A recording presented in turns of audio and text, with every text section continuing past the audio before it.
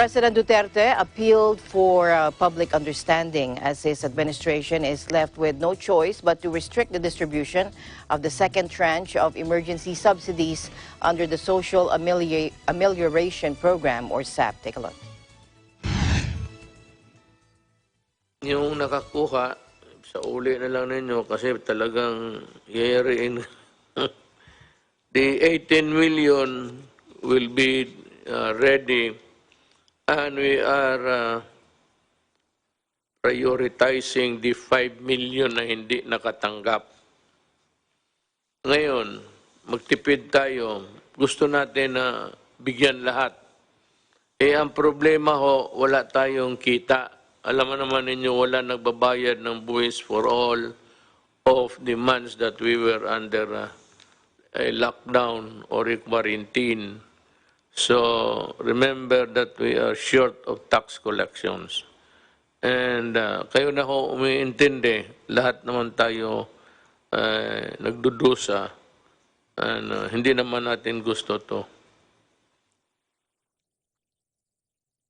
Each low-income household in the country will get a monthly emergency subsidy worth 5,000 to 8,000 pesos for April and May to help them cope with the COVID-19 crisis, according to Republic Act 11469 or the Bayanihan to Heal as One Act.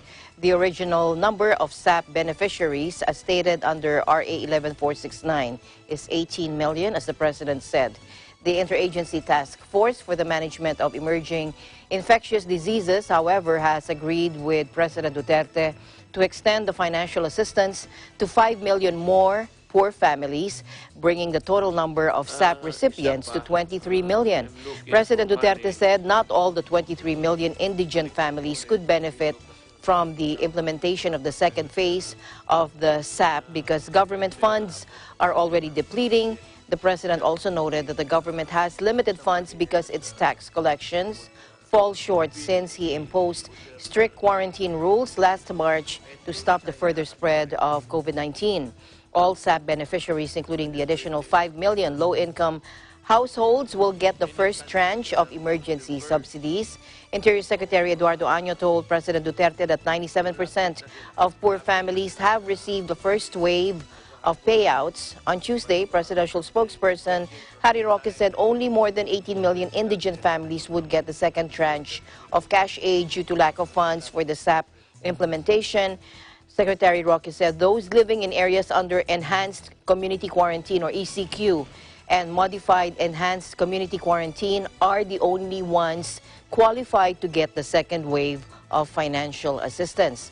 Cebu and Mandaue cities were put under ECQ, while Metro Manila and the provinces of Laguna, Bataan, Bulacan, Nueva Ecija, Pampanga, and Zambales were placed under MECQ from May 16 to the 31st.